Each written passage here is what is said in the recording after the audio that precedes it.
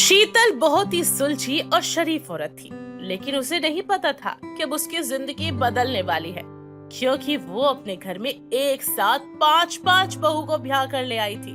सबका स्वागत करते हुए वो उन्हें अपने घर में बुलाती है और कहती है, आओ मेरे घर की 5 लक्ष्मियों, इस घर की शोभा बढ़ा दो। अपने शुभ कदमों से इस घर में कदम रखो और इन 5 कलश को गिराओ। शीतल को नहीं पता था कि कलश गिरने के बाद घर में शांति नहीं बल्कि सिर्फ और सिर्फ कलेश होगा। 5 बहुएं थी और अलग अलग घर से थी, लेकिन वो सभी एक नंबर की कामचोर थी। उन्हें कोई भी काम करना बिल्कुल अच्छा नहीं लगता था और जब देखो काम को बिगाड़ने के बारे में ही सोचा करती थी। एक दिन जब खाना खाने के लिए सभी डाइनिंग टेबल पर बैठते हैं तो शीतल कहती है, ये क्या, आज रात के खाने में उबले अंडे और सलाद? ये क्यों है? कोई खाना नहीं है क्या? मुझे तो कुछ समझ ही नहीं आ रहा। इससे अच्छा तो खिचड़ी या दलिया ही बना लेती बहू। माँ जी, मैं क्या करूँ? मुझे कुछ समझ नहीं आ रहा था कि मैं क्या बनाऊँ, इसलिए मैंने अंडे उबाल दिए। और माँ जी, मैंने सलाद काट कर तैयार कर दी है। माँ जी, मैं और शिवानी ना घर की साफ सफाई में लगे हुए थे, इसलिए हमने काम नहीं किया। और माँ जी, मैं तो डाइनिंग टेबल पे प्लेट लगा रही थी। तुम 5 एक नंबर की कामचोर हो। जब देखो काम से बचने के लिए बहाने बनाती रहती हो। कितनी बार कहा है मिल बांट के काम करो तो जल्दी हो जाएगा, लेकिन जब देखो तुम लोग काम लेकर बहाना करती रहती हो। अरे शीतल जी, क्यों चिल्ला रही हो हमारी 5 बहुओं पर?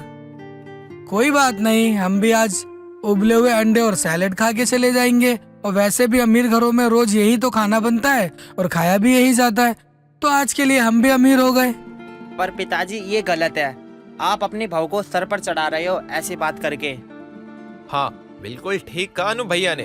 और तुम 5 कान खोल कर सुन लो, कल से ये सब काम चोरी नहीं चलेगी। समझ में आ गया? हमें बढ़िया स्वादिष्ट खाना चाहिए अब से रोज। और अगर अच्छा अच्छा खाना नहीं बना सकती तो तुम लोग एक काम करो, अपना सामान उठाओ, मायके चली जाओ और वापस आने की कोई जरूरत नहीं है। हाँ, अगर सीख जाओ तो बता देना, हम आ जाएंगे लेने, वरना तब तक ले जय राम जी की। मयंक, ये कैसी बात कर रहा है? अब वो हमारे घर की इज्जत है, वो ऐसे कैसे अपने मायके चली जाएगी? तुम 5 मिलकर घर का सारा काम सीखो, क्योंकि अब तुम्हारा यही घर है, कोई मायके नहीं जाएगा। 5 बहुएं शीतल का ये प्यार देखकर खुश हो जाती हैं। इसके बाद अब अगले दिन सारिका खड़े खड़े झाड़ू लगा रही होती है, जिसे देखकर शबनम ने कहा, सारिका दीदी, कमर थोड़ी झुका लोगे ना, कहीं टूट नहीं जाओगी। अरे खड़े खड़े झाड़ू कौन लगाता है? मुझे तो याद भी नहीं कौन लगाता है। लेकिन आप इतनी कामचोरी करोगी तो कैसे चलेगा दीदी? मैं कम से कम झाड़ू लगा तो रही हूँ, तुम क्या कर रही हो? सिर्फ खड़े खड़े मुझे ही देख रही हो। तुम्हें कौन सा कुछ करना आता है? माँ ने मुझे कहा है कि घर का ध्यान रखना और सब कुछ सीखना आपसे ही है, तभी आपको देख रही हूँ मैं। अब मैं आपको देखूं तो आपको दिक्कत क्यों हो रही है इतनी? तो चुपचाप देखो ना, क्यों मेरे सर पर खड़ी होकर नाच रही हो? मेरा दिमाग वैसे ही खराब रहता है और बीच में तुम बोलकर और खराब कर दो। सारिका ये बात बोल ही रही होती है कि तभी वहाँ पर शीतल आ जाती है और शीतल को देख चुपचाप हो जाती है। थोड़ी ही देर बाद खाने का समय होने वाला था, पर किसी ने भी खाना नहीं बनाया था। 5 बहू किचन में खड़ी होकर आपस में बात करती हैं। अब क्या करें, मैं तो बहुत थक गई और मेरा खाना बनाने का भी बिल्कुल मन नहीं है। मन कर रहा है ना कि अपने कमरे में जाऊं, एसी चलाऊं और आराम से सो जाऊं। इस गर्मी के मौसम में एसी ही तो एक सहारा है।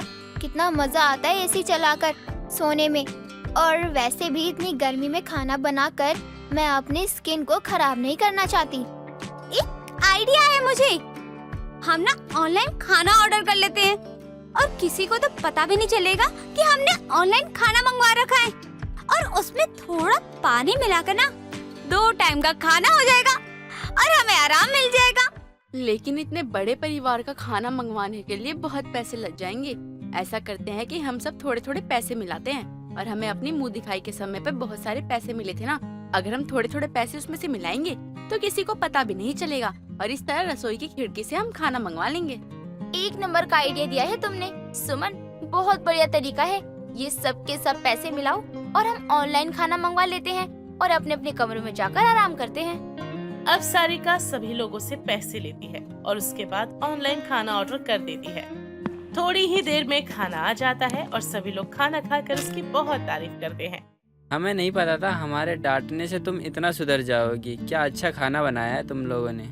मैंने कहा था ना, थोड़ा समय दो बहू को, अपने आप धीरे धीरे खाना बनाना सीख जाएगी। ऐसा लग रहा है जैसे पांडे जी के रेस्टोरेंट से खाना आया है, वैसा ही स्वाद आ रहा है खानों में। क्या पांचों बहू वहाँ पर काम करती थी क्या पहले? आप भी कैसी बात कर रहे हैं? रेस्टोरेंट हमारे मोहल्ले के पास है और ये पांचों बहुएं अलग अलग जगह से आई हैं। जो भी हो, खाना बहुत ही अच्छा बना है। अब इस खाने की बुराई तो हम कर नहीं सकते, तारीफ ही कर सकते हैं।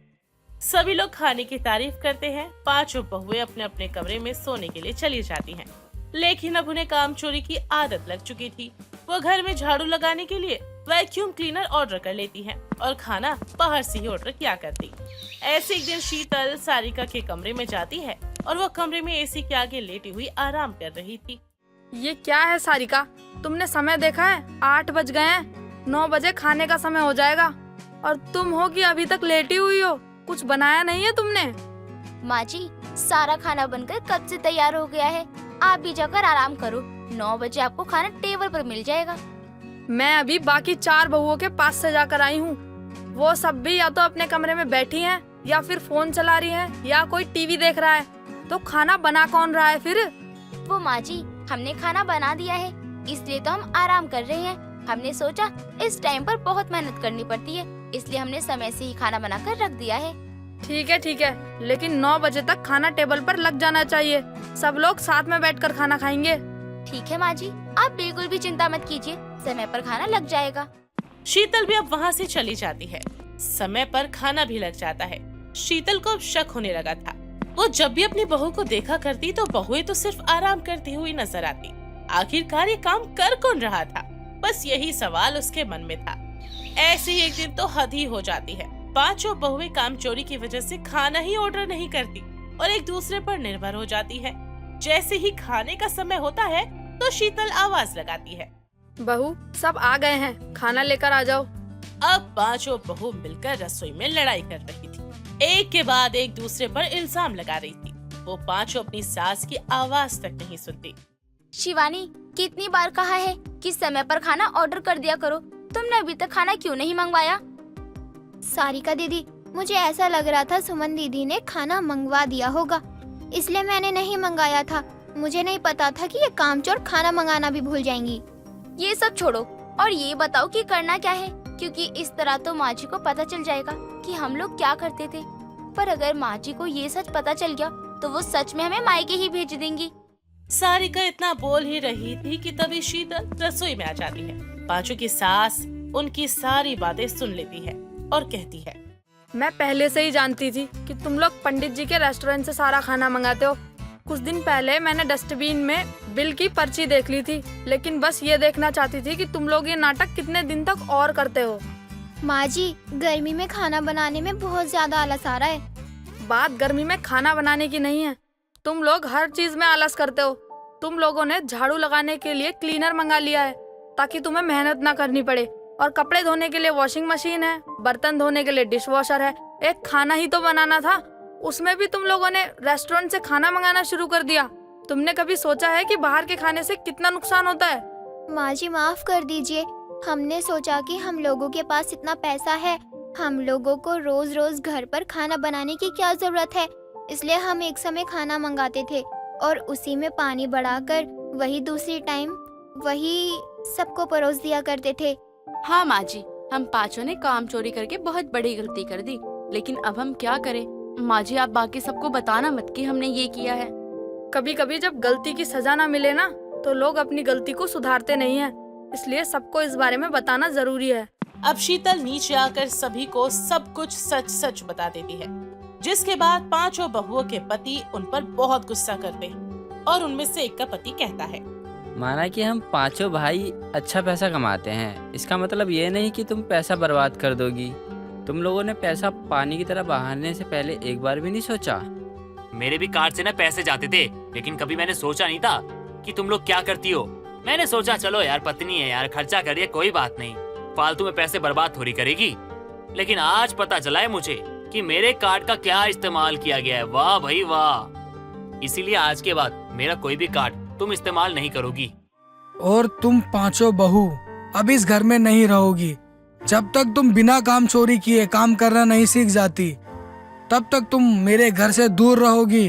अब तुम्हारी इस घर में कोई जगह नहीं है, इसलिए चुपचाप बैग उठाओ और अपने मायके निकलो। आपने बिल्कुल ठीक कहा जी। थोड़ी बहुत जिम्मेदारियाँ उनके माँ बाप की भी तो बनती है। इतना कामचोर थोड़ी होता है कोई, उन्हें थोड़ा काम भी सिखाना चाहिए। जब कुछ दिन मायके जाएंगे तब इनके माँ बाप को समझ में आएगा कि उनकी बेटी कितनी काम चोरी करती है। उनका घर किस तरह बच सकता है ऐसे। शीतल अब अपनी पांचों बहुओं की भलाई के लिए और उनकी काम चोरी की आदत को हमेशा के लिए बंद करवाना चाहती थी, इसलिए वो उन पांचों को उनके मायके भेज देती है। पांचों बहुएं इस डर से कहीं उनका घर न टूट जाए अपने मायके में रहकर अच्छे से काम करना सीख लेती है। बहुत मेहनत करके और काम सीख कर वो कुछ ही महीनों में वापस आती है और इसके बाद किसी ने भी कोई काम चोरी नहीं की। आगे से आगे बढ़कर कोई न कोई सारे काम कर लिया करता, कोई खाना बना लिया करता तो कोई झाड़ू कर लिया करता, और इसी तरह से अब वो बहुत ही घर के काम अच्छे से सीख चुकी थी, जिसके बाद उनके परिवार वालों को उनसे कोई दिक्कत परेशानी नहीं होती। महिमा एक बहुत ही गरीब लड़की थी। वो एक छोटे से गांव में अपनी माँ गीता के साथ रहती थी। गीता की तबीयत खराब रहती थी, इसलिए घर की सारी जिम्मेदारी अब महिमा ही संभालती थी। वो एक बहुत ही छोटी सी जगह में कुछ भुट्टे की फसल उगाया करती थी और उन्हीं भुट्टों को बेचकर अपने जैसे तैसे घर चलाया करती थी। एक दिन महिमा अपने भुट्टों का ठेला लेकर जा रही होती है, तभी उसकी माँ गीता आती है और बोलती है, बेटा मुझे माफ कर दे। जहाँ माँ बाप अपने बच्चों का ख्याल रखते हैं वहाँ तू अपनी माँ का बोझ लेकर चल रही है। माँ, आप भी कैसी फालतू की बातें कर रही हो? आप मेरे लिए बोझ नहीं हो, आप मेरी माँ हो जिसकी जिम्मेदारी मैं खुशी खुशी उठा रही हूँ। भगवान तो जैसे बेटी सबको दे। तूने अकेले ही घर को संभाला हुआ है। अब तेरी शादी की भी उम्र हो गई है। कहीं कोई लड़का मिल जाए अच्छा सा तो मेरा जीवन सफल हो जाए। माँ, आप आराम कीजिए, परेशान मत होइए। मैं जा रही हूँ भुट्टे का ठेला लगाने। महिमा अपने भुट्टों का ठेला लेकर चली जाती है और बाजार में अपने भुट्टे का ठेला लगा लेती है, लेकिन वहाँ उसके भुट्टे लेने कोई नहीं आता। आधा दिन निकल जाता है, लेकिन महिमा का एक भी भुट्टा नहीं बिकता। महिमा ग्राहक का इंतजार करती रहती है, लेकिन कोई भी आता ही नहीं है। शाम को उदास मन से महिमा भुट्टे के ठेले के साथ वापस अपने घर चली जाती है। महिमा को देखकर गीता बोलती है, बेटा मेरी दवाई खत्म हो गई है, बस कल की है, ले आना याद से। माँ की दवाई खत्म हो गई है और मेरे पास तो पैसे भी नहीं है और ना ही आज एक भी भुट्टा बिका है। अब दवाई कहाँ से लाऊंगी मैं? क्या हुआ बेटा, तू परेशान लग रही है? कोई बात है क्या, मुझे बता। अगर मैंने माँ को बता दिया कि आज एक भी भुट्टा नहीं बिका तो माँ तो बहुत परेशान हो जाएंगी। अब क्या करूँ? बेटा तुझे मेरी कसम बता अब क्या हुआ, क्योंकि मुझे तेरी शक्ल साफ साफ बता रही है कि जरूर कोई बात है। माँ, वो आज जब मैं भुट्टे का ठेला लेकर निकली थी ना तो भुट्टा नहीं बिका। कुछ दिनों से ऐसा ही हो रहा है, आमदनी आ ही नहीं रही है। हम गांव में रहते हैं और यहाँ तो लोग खुद ही भुट्टे की फसल उगाते हैं, तो लोग क्यों पैसे देकर तुझसे लेंगे? कभी किसी को मन होता होगा तो एक दो ले भी ले, तो तेरे भुट्टे कैसे बिकेंगे ऐसे? तो मैं क्या करूँ माँ, हमारी गरीबी बढ़ रही है। यहाँ खाने को पैसे नहीं हो पाते और ऊपर से अब तो भुट्टे भी नहीं बिक रहे। बेटा यहाँ तो आसानी से मिल जाता है लोगों को भुट्टा, इसलिए यहाँ तो कोई फायदा ही नहीं होगा, क्योंकि ज्यादा लोग तो भुट्टा लेंगे ही नहीं। माँ, अगर मैं शहर में भुट्टा लेकर जाऊँ, वहाँ बेचूं, तो शायद भुट्टे का काम चल जाए। हाँ चल तो जाएगा, लेकिन जाएगी कैसे तू? पैसे तो है ही नहीं, फिर क्या करेगी? माँ, हम ये घर बेच देते हैं, हम दोनों शहर जाते हैं, वहाँ जाकर ही रहेंगे। बेटा तू ही घर संभाल रही है तो जो तुझे ठीक लगे वो ही कर, मैं तेरे साथ ही हूँ।